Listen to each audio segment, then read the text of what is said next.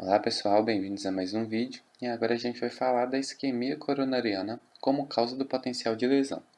Então, alguns processos, como por exemplo o infarto, podem levar à isquemia coronariana e no local daquele coração que sofreu essa isquemia coronariana pode vir a surgir o potencial de lesão. Então, a gente vai ver como que isso ocorre. Então, a insuficiência do fluxo sanguíneo para o músculo cardíaco diminui o metabolismo das células musculares por três processos. 1. Falta de oxigênio. 2. Acúmulo excessivo de dióxido de carbono. E 3. Falta de nutrientes. Então, quando ocorre essa isquemia coronariana, como por exemplo no infarto, vai naquele local que sofreu essa isquemia ocorrer uma insuficiência do fluxo sanguíneo. Então, vai estar chegando menos sangue que o necessário para aquelas células cardíacas. Assim, o processo metabólico dessa célula também vai ser afetado. E ele vai ser afetado porque vai estar faltando oxigênio, já que está com insuficiência de fluxo sanguíneo, pelo acúmulo excessivo de dióxido de carbono, então vai ter muito CO2 ali naquele local, e falta de nutrientes. Isso tudo ocorrendo porque a chegada de sangue está sendo pouca. E isso vai gerar resultados que podem levar a um potencial de lesão. Então, consequentemente, a repolarização das membranas musculares não pode ocorrer nas áreas de isquemia coronariana grave. Em geral, o músculo cardíaco não morre porque o fluxo de sangue é suficiente para manter a vida do músculo, ainda que não seja suficiente para permitir a repolarização de suas membranas. Enquanto esse estado persistir, um potencial de lesão continua a fluir durante o tempo diastólico, segmento TP, de cada ciclo cardíaco. Então, em uma porção do coração que sofreu esse processo de insuficiência de sangue, né? Então, de isquemia coronariana, não vai estar chegando sangue, vai faltar nutrientes e vai acumular alguns resíduos do metabolismo ali, naquela área cardíaca.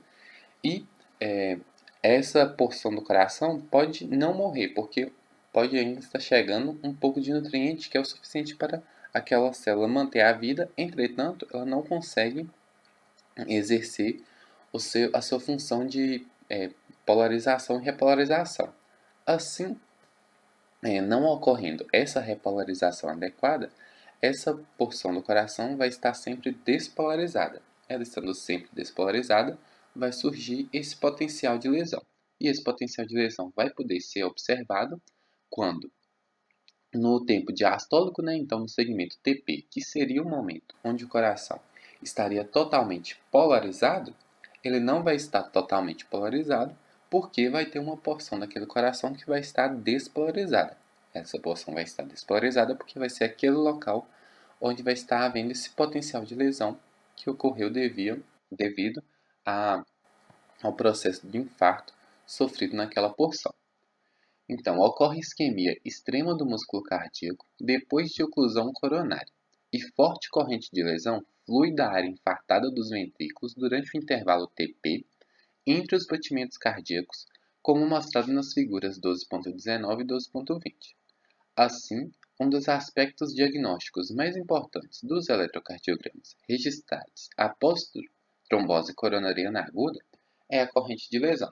Então já já a gente vai ver as figuras 12.19 e 12.20, mas aqui o aspecto que eu trouxe mais importante é que uma suspeita que a gente vai ter grande de que ocorreu isquemia coronariana é se a gente observar o intervalo TP e nesse intervalo TP estiver a existência dessa corrente de lesão. Então essa corrente de lesão pode estar sendo gerada porque parte daquele coração sofreu um processo de infarto. Então, se a gente observar esse intervalo TP e observar a existência desse potencial de lesão ou dessa corrente de lesão, isso aí já vai ser uma suspeita bem forte para que aquele coração pode ter sofrido algum processo como uma trombose coronariana aguda.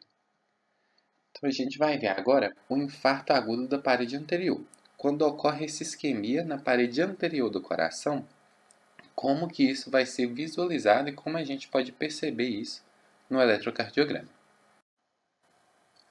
Então eu coloquei a figura 12.19 aqui do lado para ficar mais fácil da gente visualizar enquanto a gente está fazendo a leitura desse texto. A figura 12.19 mostra o eletrocardiograma nas 3 derivações bipolares padronizadas dos membros e uma derivação torácica, a derivação V2, registrada em um paciente com infarto agudo da parede anterior do miocárdio. Então aqui a gente tem a figura 12.19, com a corrente de lesão em infarto agudo da parede anterior, e ressaltando para a gente notar um intenso potencial de lesão da derivação V2. Então ele trouxe para a gente as 3 derivações bipolares dos membros e a derivação V2. E com essas derivações que a gente vai entender como que esse infarto, como a gente pode perceber que esse infarto ocorreu na parede anterior do coração. O aspecto diagnóstico mais importante desse eletrocardiograma é o grande potencial de lesão na derivação torácica V2. Então, aqui na derivação V2, a gente pode ver o grande potencial de lesão que existiu. Se for traçada a linha horizontal do potencial zero pelo ponto J nesse eletrocardiograma, será encontrado um forte potencial de lesão negativo durante o intervalo TP, significando que o eletródio torácico na parte anterior do coração está na área de potencial fortemente negativo. Então, para a gente entender melhor, a gente tem que lembrar onde é essa derivação V2, né? Então, aqui é uma imagem que eu criei do Google, só para a gente relembrar as porções, né? Então, aqui a gente tem as derivações V1, V2, V3, V4, V5, V6, e na imagem 12.19 trouxe essa derivação V2. Então, vai ser nesse ponto que a gente vai estar observando aquela derivação, então aquela leitura. Então, aqui na figura 12.19, ele traz para a gente, se for traçada uma linha horizontal do ponto zero, do potencial zero pelo ponto J nesse eletrocardiograma. Então, a gente visualiza aqui o complexo QRS e no final do complexo QRS, a gente tem o ponto J, que a gente discutiu anteriormente. Então, se traçado uma linha nesse ponto J e comparado com o intervalo TP, então a gente vai ver que se a linha, se o ponto J, né, e seria mais ou menos aqui, então a gente traçaria a linha horizontal nesse ponto J e observaria o intervalo TP. Então, a gente observa o intervalo TP aqui e visualiza que se a gente traçasse uma seta, ele estaria descendo. Então, sendo o ponto de potencial zero, a linha traçada pelo ponto J, esse intervalo TP vai estar abaixo dessa linha de potencial zero. Então, isso mostra um valor negativo desse potencial de lesão.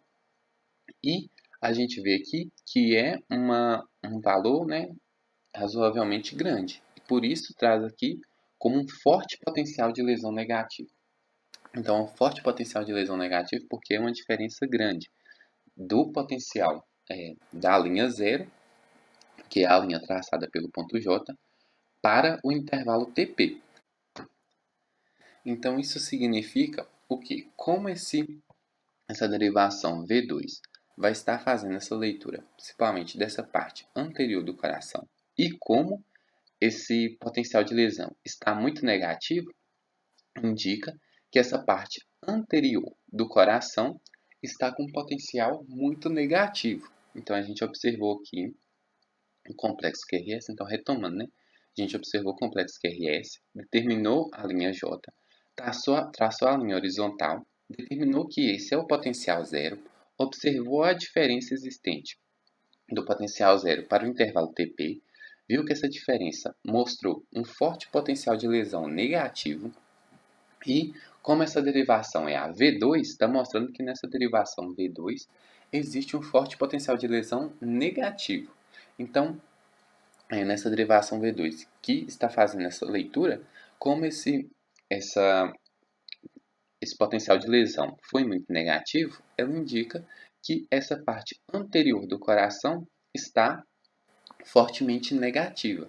Ela está fortemente negativa por quê?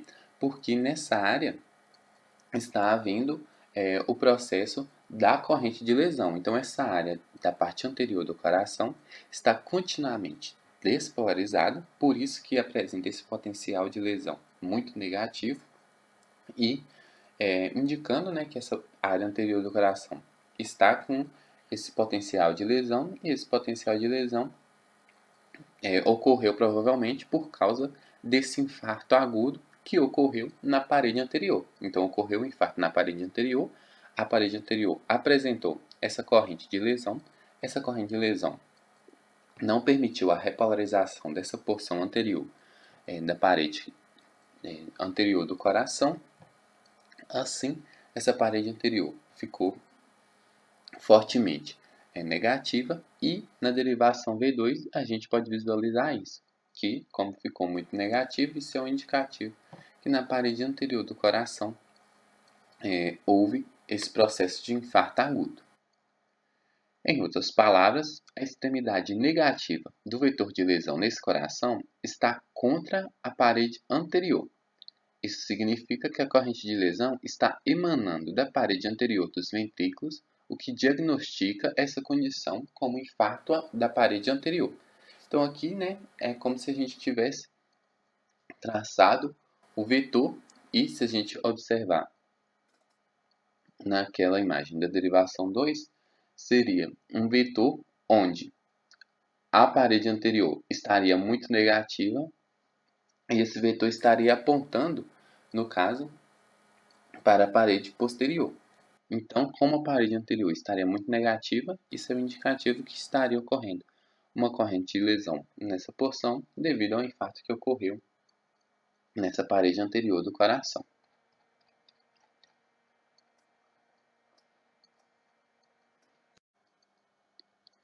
Continuando o texto e analisando-se os potenciais de lesão nas derivações 1 e 3, então a gente tem também as derivações bipolares dos membros 1 e 3, que com a derivação 2 a gente já pode perceber que esse infarto ocorreu na parede anterior. Agora a gente também pode estudar essas derivações 1 e 3. Então, encontra-se um potencial negativo na derivação 1. Então aqui na derivação 1, se a gente observar, né, o complexo QRS, identificar o ponto J, traçar a linha de potencial zero e observar o intervalo, a gente vê um potencial negativo existente entre o segmento TP e a linha horizontal traçada pelo ponto J. Então, seria esse intervalo negativo. Portanto, na derivação 1, esse vetor está apontando para o lado negativo.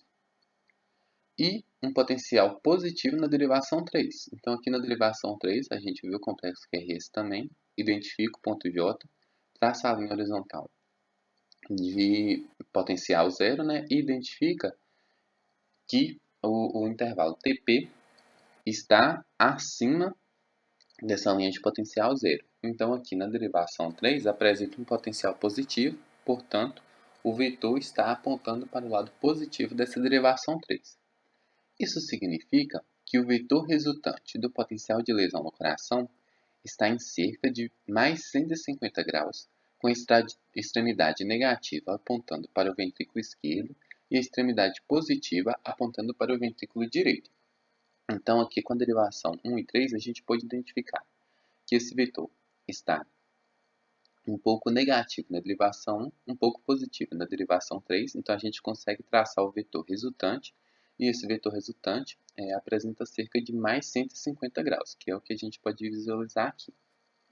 E, com isso, ele está com a extremidade negativa para o lado do ventrículo esquerdo e a extremidade positiva para o lado do ventrículo direito. Portanto, esse eletrocardiograma em particular, a corrente de lesão está vindo principalmente do ventrículo esquerdo e da parede anterior do coração. Então, aqui com a derivação V2, a gente pode identificar que esse infarto é da parede anterior e com as derivações 1 e 3, a gente pode identificar que essa lesão está vindo principalmente do ventrículo esquerdo, já que esse vetor resultante possui a sua seta, né, que a ponta dele, como a ponta aponta para o lado positivo, então a sua base está para o lado negativo, e o lado negativo dele está apontando para o ventrículo esquerdo. Então, a gente conclui que esse infarto agudo ocorreu na parede anterior e principalmente no lado do ventrículo esquerdo. Assim, conclui-se que esse infarto da parede anterior quase certamente foi causado por trombose do ramo descendente anterior da artéria coronária esquerda. Então, aqui a gente pode identificar o ramo das coronárias que provavelmente causou esse processo de infarto, que, como o infarto foi da porção do ventrículo esquerdo e da porção anterior desse ventrículo esquerdo, a gente imagina, né, qual ramo da artéria coronária que é responsável por irrigar essa porção da parte anterior do ventrículo esquerdo. Essa porção é o ramo descendente anterior da artéria coronária esquerda. Então, provavelmente esse ramo sofreu um processo de trombose e essa trombose gerou esse potencial de lesão, né, que causou esse infarto nessa porção do coração. Esse infarto causou esse potencial de lesão e esse potencial de lesão gerou em V2 um forte potencial negativo e nas derivações 1 e 3 também identificou para o lado do ventrículo esquerdo, onde ocorreu esse potencial de lesão. E assim a gente consegue identificar a porção do coração que foi lesada com as derivações, aqui por exemplo a derivação V2 e com as derivações bipolares dos membros.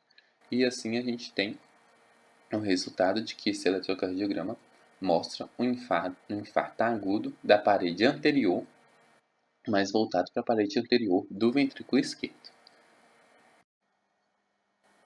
Agora a gente vai falar de infarto da parede posterior. Para isso a gente vai utilizar essa figura 12.20, que mostra um potencial de lesão em infarto agudo da parte apical da parede posterior. Então a gente vai ver como é possível identificar através dessas leituras do eletrocardiograma que esse infarto, que está ocorrendo um processo de infarto agudo, e esse infarto está ocorrendo na parte apical da parede posterior. Então aqui vamos começar. A figura 12.20 mostra as três derivações bipolares padrão dos membros e uma derivação torácica, derivação V2, de paciente com infarto da parede posterior. Então a gente tem as três derivações bipolares dos membros e a derivação V2. O principal aspecto diagnóstico desse eletrocardiograma está também na derivação torácica. Então, a principal evidência que está mostrando para nós que está ocorrendo um infarto é devido à leitura nessa derivação V2. Se for traçada uma linha de referência potencial zero pelo ponto J nessa derivação, fica de pronto aparente que, durante o intervalo TP, o potencial de corrente de lesão é positivo. Então, aqui a gente tem a derivação V2, o complexo QRS. Então, a gente identifica o ponto zero, traça a linha horizontal passando por esse ponto zero, que vai mostrar para a gente a linha de potencial zero, identifica o intervalo TP e, observando essa linha de potencial zero e o intervalo TP, a gente vê que esse intervalo TP está acima da linha de potencial zero. Portanto, está mostrando para a gente que esse potencial da corrente de lesão é um potencial positivo. Com isso, a gente já pode começar a imaginar que, como a gente viu lá na figura 12.19, era um intervalo negativo. E esse intervalo negativo era referente à parede anterior. Então, era um intervalo negativo. Então, voltando aqui, nessa figura a gente pode ver o V2, então era um intervalo negativo. Então, estava mostrando que essa porção estava mais negativa. Como essa porção estava mais negativa, a gente iria imaginar que era decorrente dessa parede anterior do coração que estava apresentando uma corrente de lesão. Nesse caso da parede posterior, está apresentando, uma corrente de lesão positiva. Então, essa porção anterior está positiva. Se essa porção anterior está positiva, está existindo esse vetor, a porção posterior vai estar negativa e essa porção posterior estando negativa, provavelmente é decorrente da existência dessa corrente de lesão na porção posterior. E assim a gente já consegue imaginar que está ocorrendo nesse coração um infarto da parede posterior. Então, isso significa que a extremidade positiva do vetor está na direção da parede torácica anterior. Então, a gente vê aqui a existência desse vetor positivo em V2. Então, esse vetor está apontando para V2. Então, na parede anterior, que é, né, essa leitura de V2, essa parede anterior está positiva. E a extremidade negativa desse vetor, que é a extremidade, né, onde está lesada, está apontando para fora da parede torácica. Então, V2 tem esse vetor em V2 apontando para positivo em V2 e a extremidade negativa desse vetor está para o lado da parede posterior. Já que essa extremidade negativa está para o lado da parede posterior, isso indica que essa parede posterior está apresentando essa corrente de lesão negativa e ocorreu devido a esse processo de infarto que gerou aquele potencial de lesão nessa porção. Essa porção permanece continuamente despolarizada, apresentando esse valor negativo nesse vetor. Em outras palavras, a corrente de lesão está vindo da parte de trás do coração, oposta à parede torácica anterior, que é a razão para que esse tipo de eletrocardiograma seja a base para diagnosticar infarto da parede posterior. Então, assim, a gente pode identificar, através dessa derivação V2, que esse infarto está ocorrendo na parede posterior. Então, a gente, novamente, né, voltando, a gente tem a derivação V2, identifica o complexo QRS, observa o final do complexo QRS, identifica o ponto J, traça a linha horizontal passando pelo ponto J, e essa linha horizontal passando pelo ponto J é a linha do potencial zero. Então, a gente tem essa linha de potencial zero passando por esse ponto J aqui, né, que eu estou identificando na ponta da seta, identifica um intervalo TP e observa que esse intervalo TP está acima da linha horizontal, que é a linha de potencial zero. Então, esse intervalo TP está acima dessa linha. Aqui não tem a linha traçada, mas é para a gente imaginar, né? Então, já que está acima, ele está em um valor positivo. Portanto, essa derivação V2 está apresentando um valor positivo. Assim, quer dizer que a leitura feita pelo eletrodo colocada em V2 apresenta um vetor com sua ponta apontando para V2. Então, é um vetor com a sua ponta apontando para o lado positivo e V2 está positivo, como a gente identificou aqui. Já que a sua V2, né, está com a ponta positiva, o lado oposto desse vetor, então a base desse vetor, é onde está negativo, já que o vetor aponta sempre para o positivo e tem sua base para o lado negativo. Então, já que a parede anterior, identificada aqui em V2, está positiva, a parede posterior, que é onde vai estar a ponta desse vetor, vai estar negativa. Como essa parede posterior está negativa, é aí que a gente surge com a suspeita de um infarto dessa parede posterior.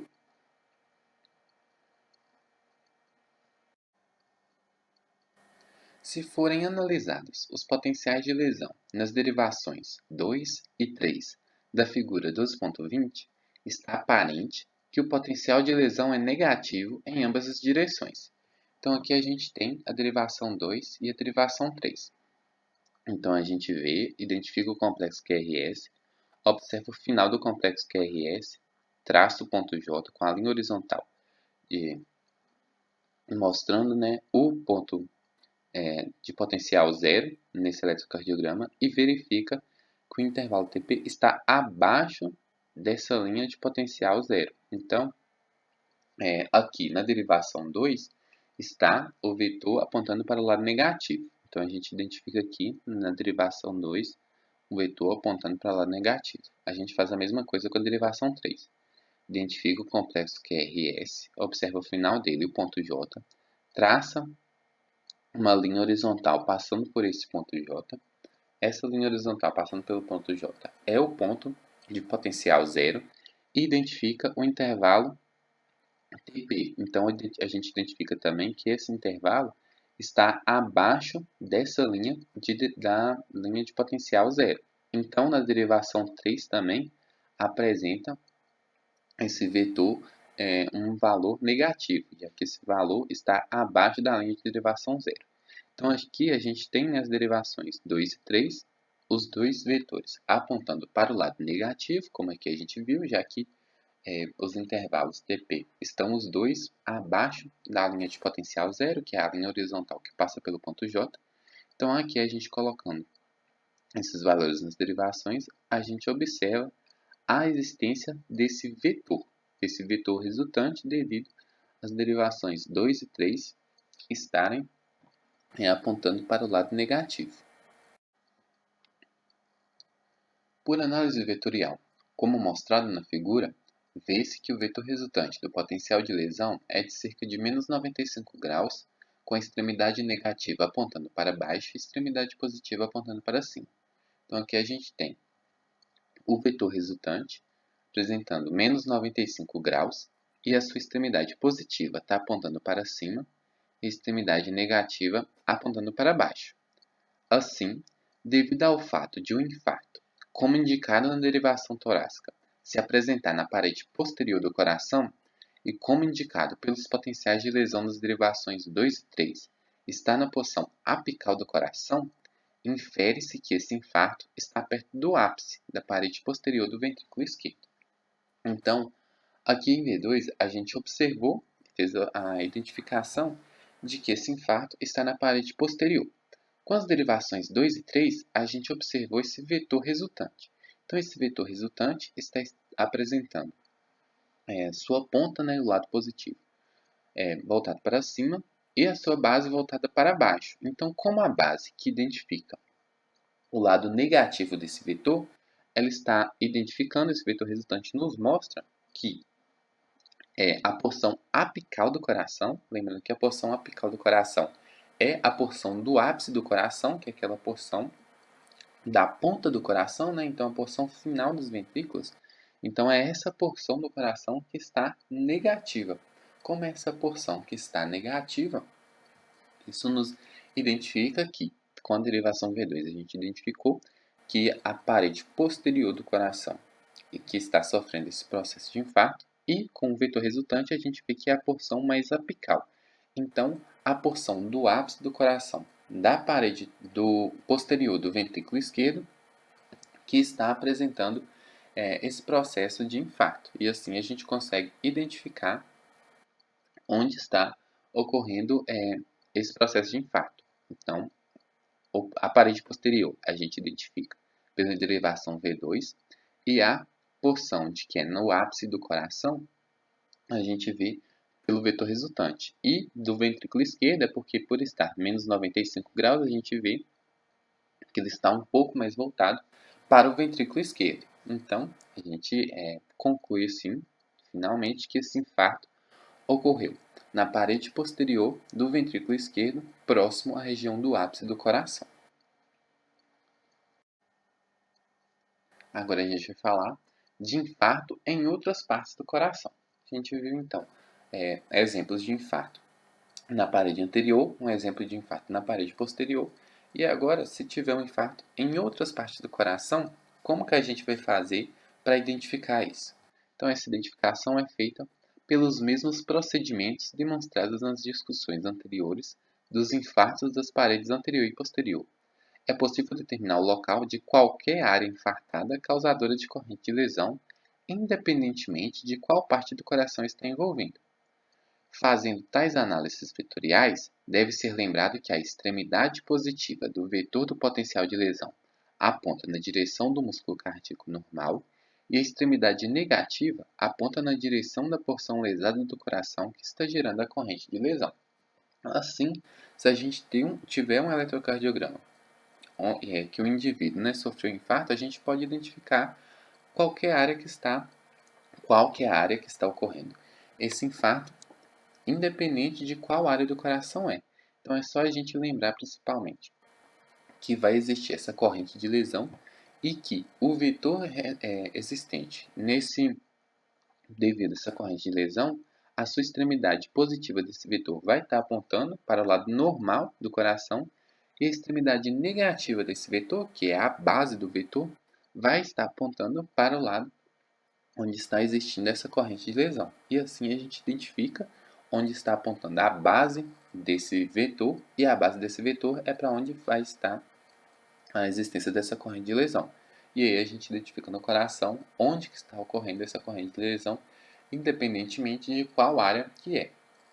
Então talvez seja um pouco complexo para a gente entender assim, mas qualquer dúvida que vocês tiverem, vocês podem colocar aqui nos comentários ou perguntar lá no Instagram que a gente conversa e assim consegue esclarecer melhor as dúvidas mais pontuais que existiram.